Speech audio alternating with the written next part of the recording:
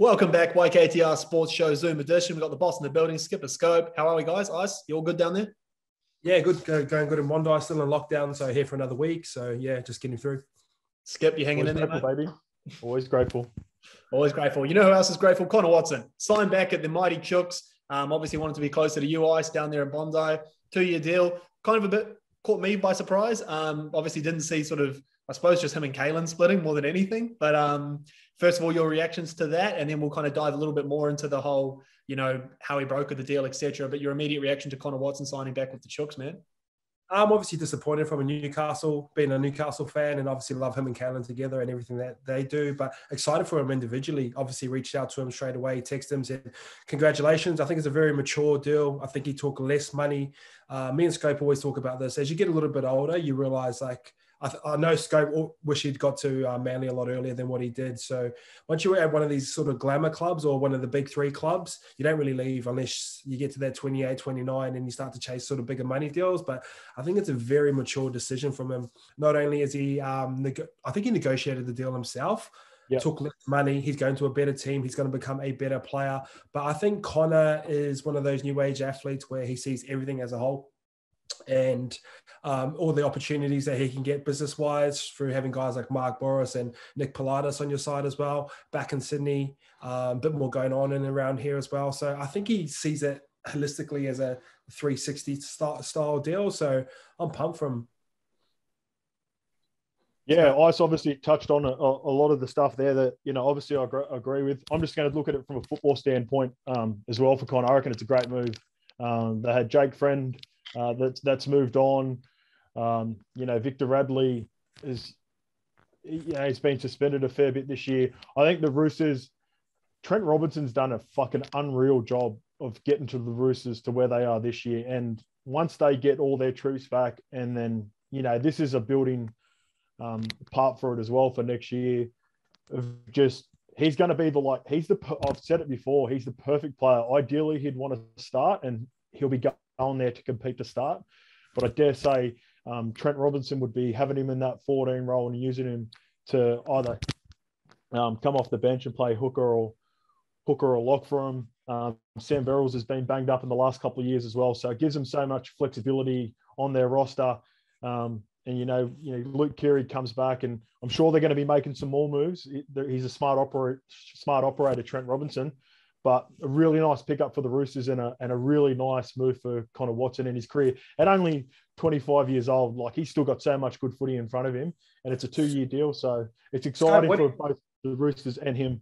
What are you reading into the Newcastle situation? Obviously, he's dipping out of there. Like, he's got his best mate there. He's got a few business ventures with 257. Man, something mustn't be going right up there. Is that how you see it?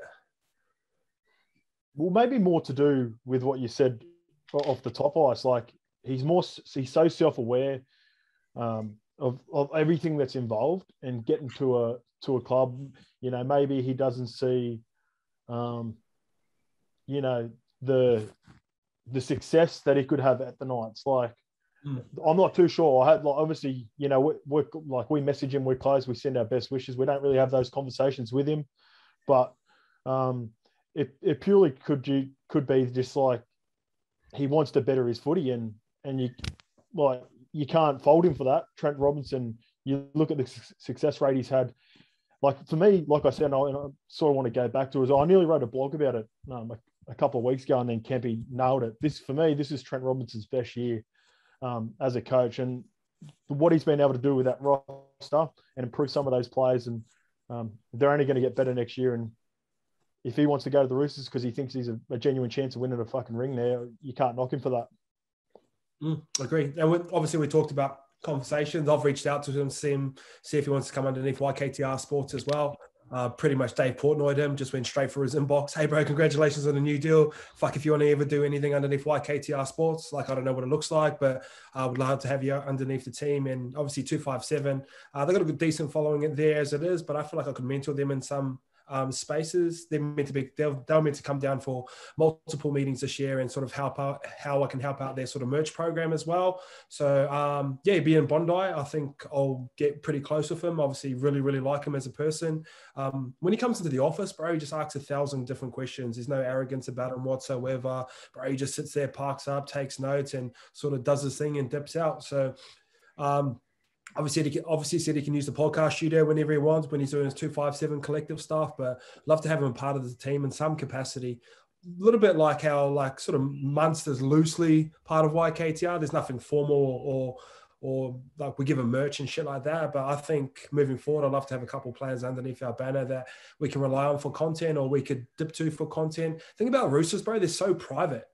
Like, bro, what the fuck's going on behind those walls there? And obviously, like mates with Luke Keary, go for coffees with him. I was like, bro, why are you so secretive? And he goes, it's just our personality types. Like, no one really loves being in front of the camera. And it's kind of true. Their best players, James Tedesco, Joey Marty's pretty low key as well. Jared's been around for a minute, so he's not really about that. But it'd be interesting to sort of see behind the scenes of the Roosters as well. So, yeah, definitely Portnoyed him and gone straight for Connor, and hopefully he can become part of the team next year. Yeah, love it. Just quickly from me on the football side, I agree completely, Scope. I think, respectfully to a guy like Lachie Lamb, I think Connor's sort of an upgrade in that, and everything Lachie Lamb can do, I think Connor Watson can do tenfold, just at sort of the stages they are in their career. I think he's a fucking tailor-made 14 for the Roosters in that system. But I wanted to throw a bit of a curly one at you. As a proud Kiwi boy, Connor leaving, where I'm going with this. The questions start coming. Yeah. Kalyn to New Zealand Rugby. Does it change anything? Do you think that's more or less likely with Connor's move, or is it completely independent? Depends how much money the Knights can throw. I think Kalyn probably be the first $1.5 million player.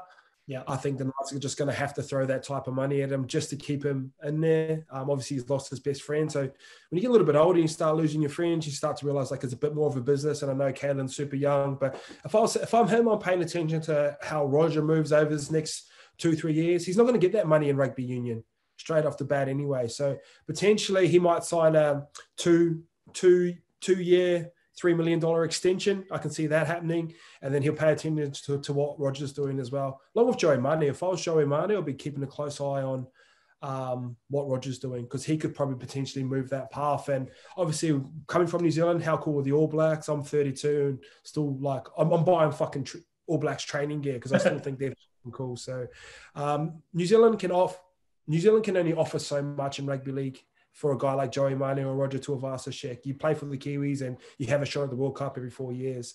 All Blacks a little bit cooler. I know Kalyn's like a little bit different where he can play Origin and Australia, but he'd probably pledge allegiance to the All Blacks, which is a little bit confusing, but not out of the realm of possibility. But I think he sits in league and gets a bit more money in his pocket, to be honest.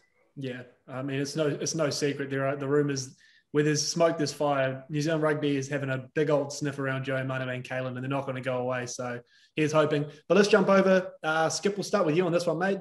The big boy hanging up the boots, Jimmy Maloney, everyone's favourite pest, one of my favourite players all time, obviously led my boys to, let's be honest, probably exceeded expectations with Jimmy at the helm. But obviously fan favourite, gun player. Your immediate reaction to Jimmy Maloney officially hanging them up, mate? And I'm sure you've probably got some Maloney stories up your sleeve as well. Yeah, so me and Jimmy go back to our Reggie days at Parramatta. He come through the grabs at Parramatta before he went to Melbourne, and then just continued to win. We won a couple of reserve grade comps together, and we had some good years, and we played him. So I was quite familiar with his game. And the one thing I love about Jimmy is that like we only had like 2 or 3 plays that we run every game. Like, he just kept it real simple, mate. He knew what he did well. He kicked to the corners.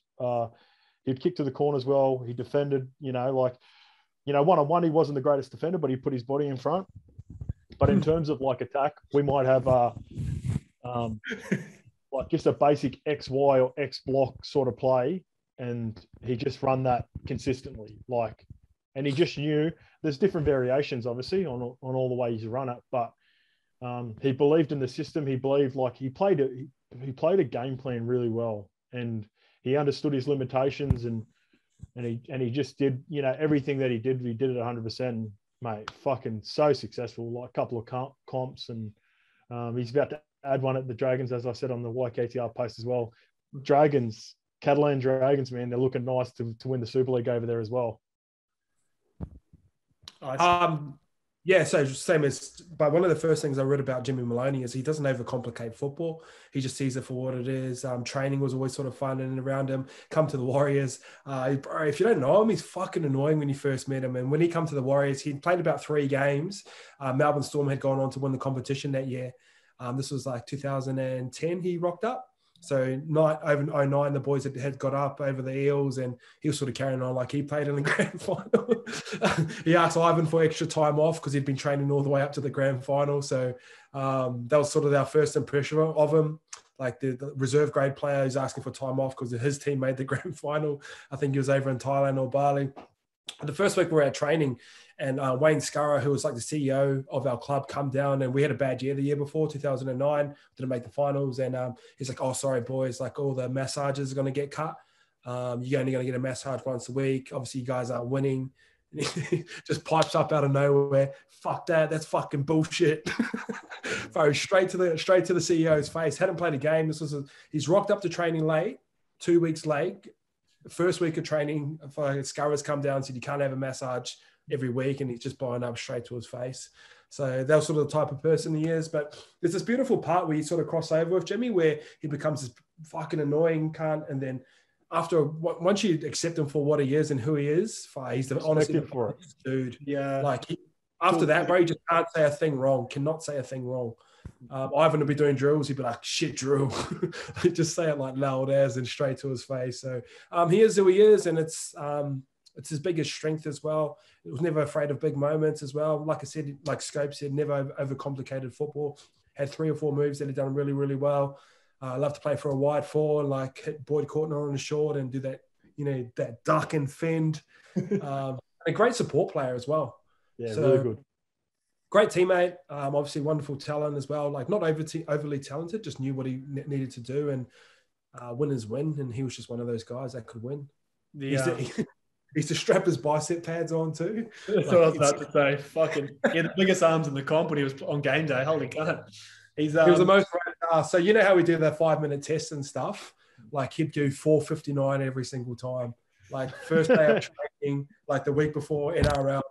And I was like, bro, why didn't you have a crack? And he goes, there's no reward for finishing any quicker. Why? We still have to do it next week. So that's just the type of person he is. I'm always had an answer back. And yeah, I'm sure he'd be sweet and retired. Fuck, that's who you go after as well, eh? Yeah, you know how he got the nickname Stella. I think I've said it before, maybe on the Footy Companion. Like when he was at Parramatta, it was he'd just come from North Sydney, right? So he was in the full-time squad and he's carrying on a treat. I think they're away at one of the camps, and Finchy ended up like asking like, "Oh fuck, how long's this guy been here for?" And the boys are like, "Oh yeah, we don't know him. He's only been here for a week." They picked him up from Norths, which was like wasn't even aligned, I don't think, with the NRL club at the time. And then Finchy ended up going, fuck, the cunt's carrying on like Sterlo. So that stuck at Parramatta. He was called Sterlo at Parramatta for fucking years. Like within our group of mates, that played Reggies together. Obviously the GOAT, Jeremy Lattimore's a part of it. Jonathan Wright, a few of the guys played first grade. He's still considered Sterlo to us because, that sums him up. That story. I think I was listening to Shane Flanagan say something on Fox a couple of weeks ago about him, and he was saying he didn't realise, but for about the first sort of 6 to 8 weeks of one of the seasons he was at Cronulla, Maloney had this thing where he would try go an entire weight session without lifting a weight, but he had this whole little illusion where he'd walk around with it's an old thing at work. If you walk around with a clipboard, no one asks a question. He used to do it with like a resistance band or one of those like wooden fucking poles to stretch. Yeah. He said he did about 8 or 9 weeks without lifting a weight, and the trainers were going, hang on a fucking second, what's he doing here?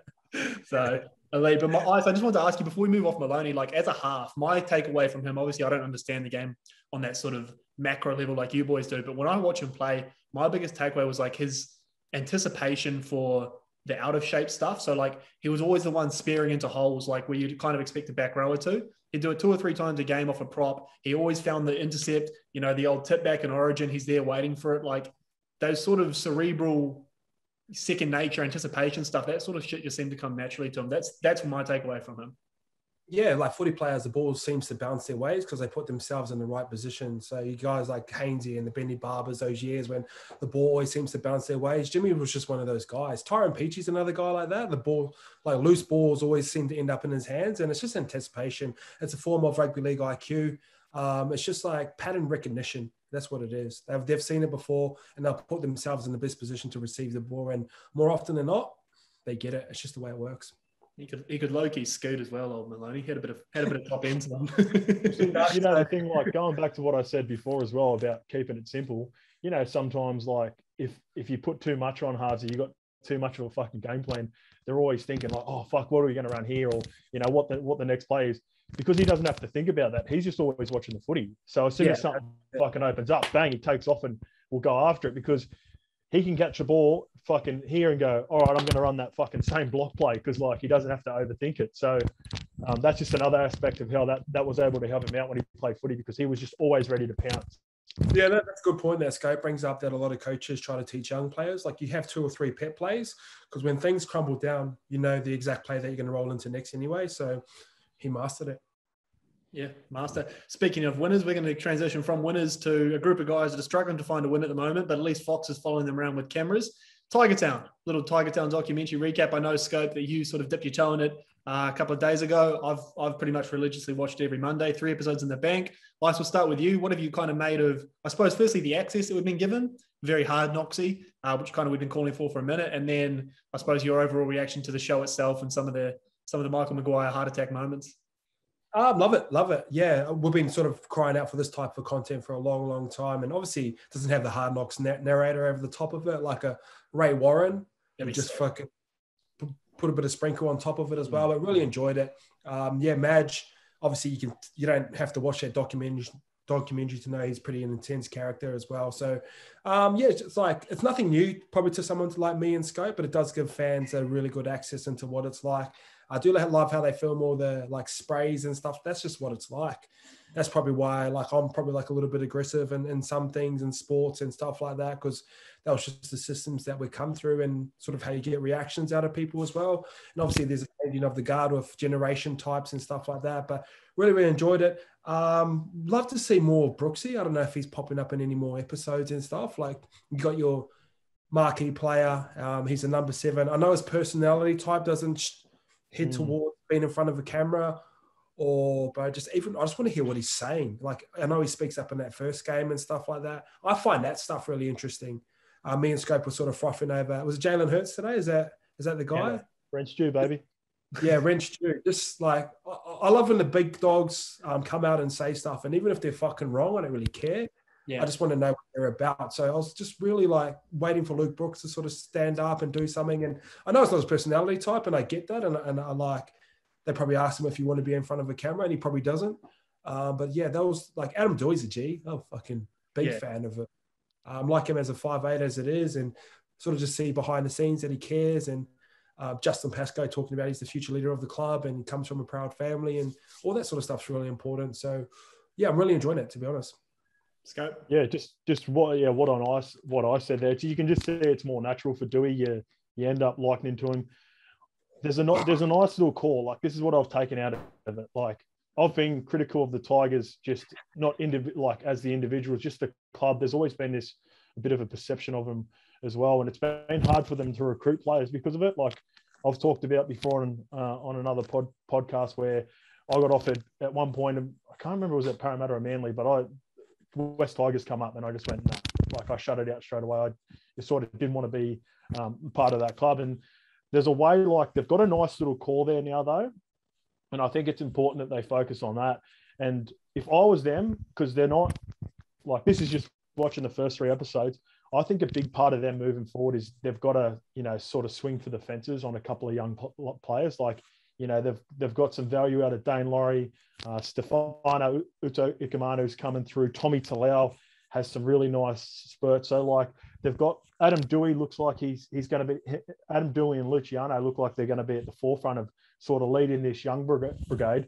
I'd look at paying overs for them at some of these young players who are just on the cut. Like their recruitment right now over the next 2 or 3 years is so key to them just getting away from that 9th position. Like they're on track again too. By the way, they're right on track for that 9th position, 2 points behind 9th spot. So if they're going to like, they've got to put their focus away from sort of getting these older players now, you know, and focusing on.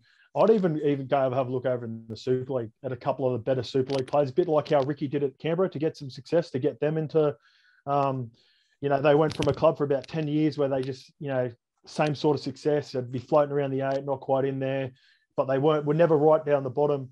And then Ricky went and got, you know, Josh Hodgson, Elliot Whitehead, John Bateman, these sorts of players that had, you know, watched NRL, but they weren't like, they didn't have a perception of the Raiders as in like, fuck that, you know, we don't want to go there until there's some success. So that's just my little take out of it. I messaged Rice straight away and I went, Jesus fucking is giving me a bit of a taste of wanting to be back involved with the club. So all in all, I love the series, and you know, that's my little takeaway from it.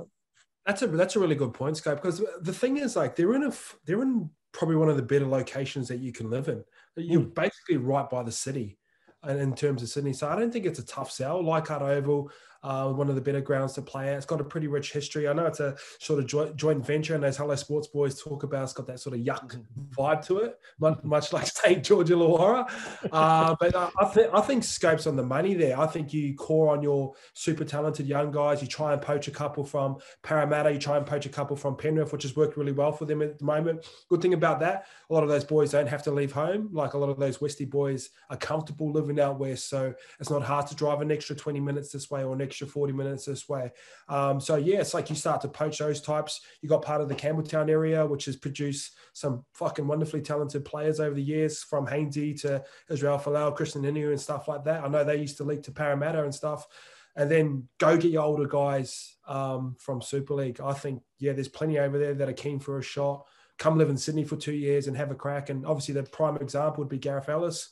He was the king at running. Yeah, he changed the culture of their forward pack there for a little bit. Like, and they banked on their juniors, Robbie Farah, Benji Marshall, all those guys come through and had a tight little crew. They used to go out and all together and stuff like that. It's not, I think you just need to rebrand West Tigers and pitch it to somewhere else where there's actually a marker. Because like Scope said, when TPJ and that were floating around, I'll be like, oh, don't go to, like I'm saying, go to Bulldogs and not go to Tigers. So they've just got that stigma around them as well. They can't really shake. So like Scope said, brilliant, really interesting couple months coming up. Any players you off the top of your head that you'd try and jab? I was trying to think about Darryl Clark, bro. You've got to be looking at guys like, you know how the Bulldogs had a crack at Matt Burton nice and early, like shown a little bit of potential. You've seen like glimpses over a couple of years, and he would have been on like 100 grand at Penrith. And I believe he's going to the Bulldogs for like 350, 400. And at the moment, that looks like unders. You know what I mean? That's fucking unders. So if they can do something like that and identify those sorts of players, on the back of that, fucking TPJ wants to go to the Bulldogs. Fucking, I think the Fox followed him, or I'm not too sure if the Fox was before, but you know, those sorts of dominoes start to fall after it. And, you know, that's when you can, like, you know, once other players see, Matt Burton's going to Bulldogs. Yeah, fuck, I wouldn't mind playing there now. So, do you know who's done it really well, bro? Manly. You know, they got those little Westie boys that are real tight together, and they're Nasi Fano was like the first guy, but they're just like this little clique that, like, they were the best of that crew out there, and they used to drive out to training and stuff. It's just worth the treat, and obviously those boys are going to make a bit more money as they get older, but you would have got them for a little bit cheaper early on. Yeah, it helps. Sure. Certainly helps if you sign a guy like Manasi Fino and he brings his mate down to training who just happens to turn into a weapon back rower. So get one of them in the building. Yeah. He's like, do you mind if my mate just has a go at training? That's such a fucking... Olakwatu just come down to watch him train. That's fucking unreal. There's plenty of them out there out west because it's such a big nursery. Not everyone can make Penrith and Parramatta. And when I was at Parramatta when I was a little bit younger, they said, anyone that doesn't make the SG ball side here pretty much walks into another team. So like Parramatta and Penrith can't look after all of them. So I'll be keeping a very close eye on that nursery on there and trying to get them over to West Tigers. Flick them a bit of training gear early, bit of cash. Sometimes that's enough when you're younger. A little bit of overs that can turn into unders. That's the way I'd attack it. Yeah, I love it. Obviously, I watch it from a different perspective from you boys. The whole Michael Maguire looks like the most stressful job in the fucking world, but that's probably the job of 1,000 other coaches. So I wonder. My biggest takeaway from it was kind of similar to what you boys think. Like respectfully, I just don't think they've got the roster. I think they might have the worst roster, to be honest. If I'm being fucking honest about in the NRL. The worst?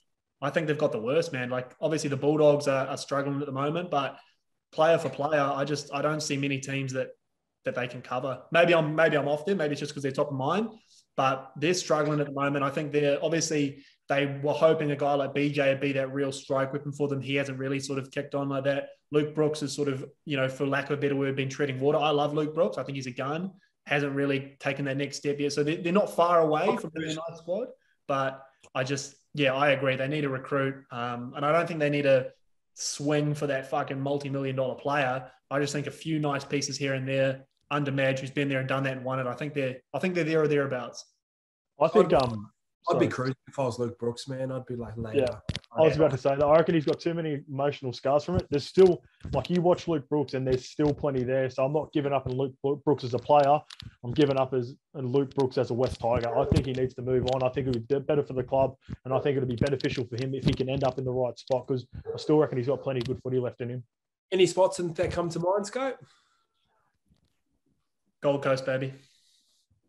Fuck, just anywhere but the Tigers. Mate, for me, the Gold Coast makes the most sense. I know that they've invested in the young fella. His name escapes me now. Old Mullen. Sexton. Toby Sexton looks nice, man. Sexton's very nice. Obviously, Fogarty's a captain up there, but they're moving Ash Taylor on, or at least it looks like they're moving Ash Taylor on. Fogarty, I think he's kind of that masking tape sort of player. I think he's a nice piece, but I don't think he's the next 5 sort of 10-year player. And I genuinely think Luke Brooks has got a fuckload more football in him. So if I'm the Gold Coast, he gets out of Sydney, like you said, all those sort of scars, get out of it, get up there and play some good footy with a guy like David Fafita and, Kelly and that on the edges. That's where I'd be looking for him to go.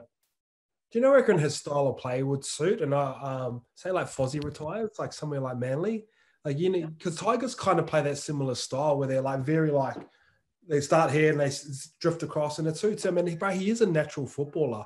He just doesn't have the talent in and around him. So, man, I know Fozzie's got another year in him, and I don't see Schuster going to 6. I just see him as the back rower, potentially a 13 once he gets some legs under him. But you got Jakey there, maybe somewhere like that. Maybe. Raiders for me.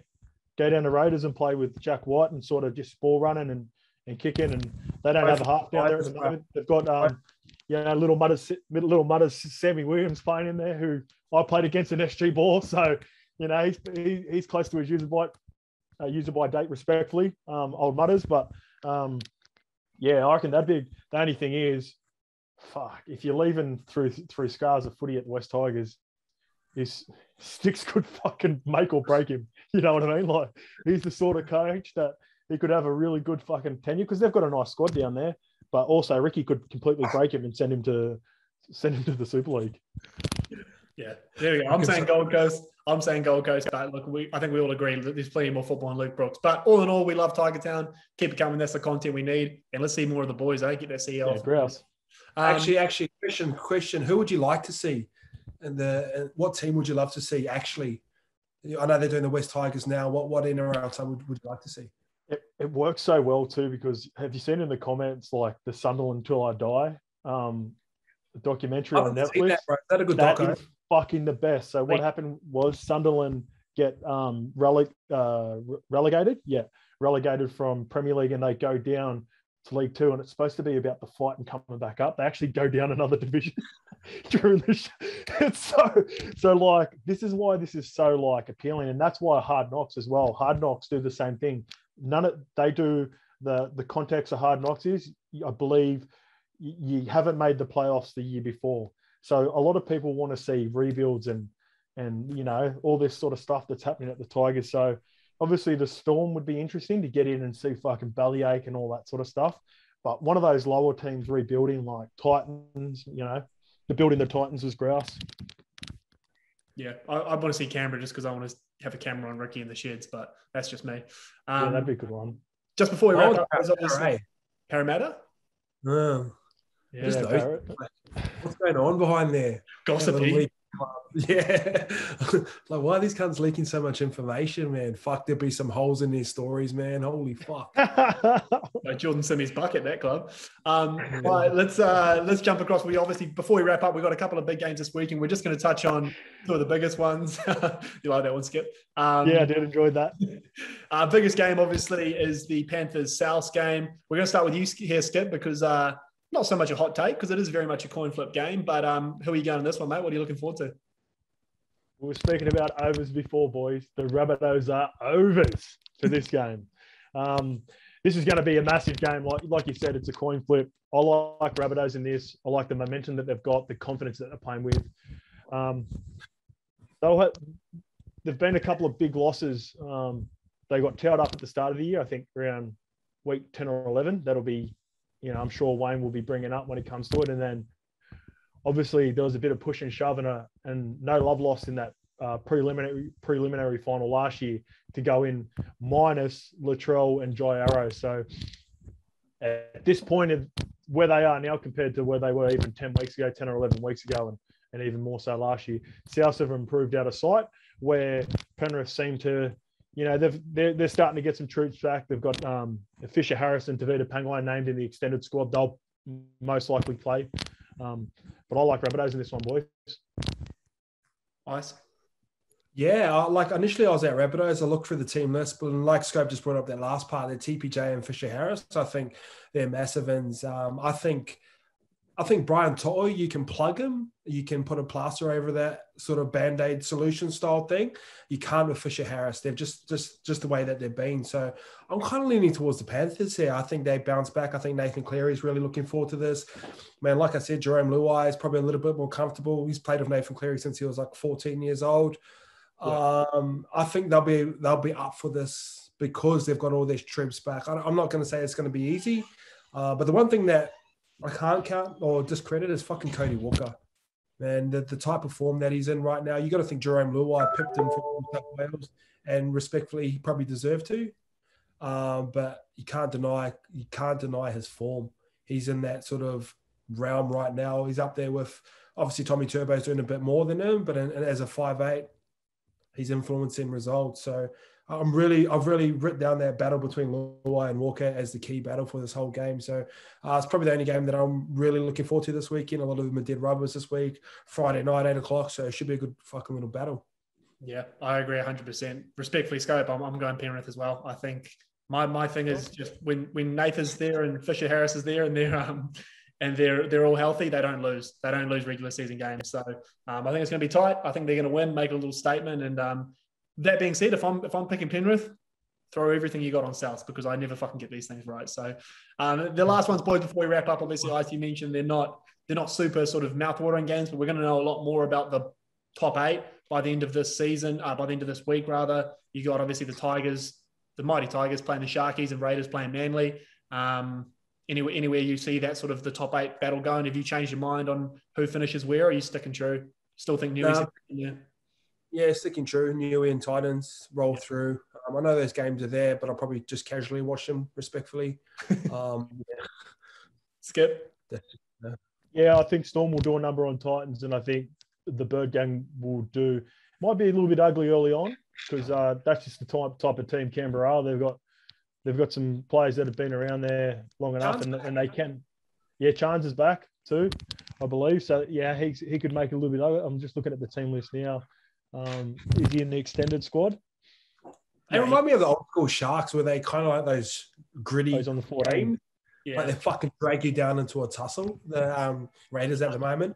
Their season could have gone fucking like that pretty quickly. So they've been able to bounce back. They still got some, like, I love some of the young blokes coming through as well. That Tomoko in the centers, little fake Solomon Okata, he's nice, man. Yeah. My type of player, Skip. Yeah, he is nice. I'm just looking at the lineup there. Yeah, so I still think Bird Gang will do a number on them. They're just playing that much better at the moment. Yeah, Tommy's back. I think, Desi's fucking playing his mind games nice and early, 3 weeks out from the finals, fucking telling people he's got a I'm telling you, I've heard stories about him. He's that much of a fucking weirdo that he would have leaked a fake story so it would come back. And Turbo looked like he's sweet. So anytime he goes around, Manly 13 plus, and then Friday's that fucking game. I think, you brought up the Tigers and Sharks. I think that's fucking irrelevant, respectfully, Jacko. So yeah, it doesn't matter anyway because the Warriors are going to charge on. Going to have a bearing on the. Yeah. Warriors are going to pump the Broncos and get the 8th spot. So shout out Reece Walsh. All right, boys, we'll wrap it up there. Good little show today. Check back in Monday, eh? Later, boys.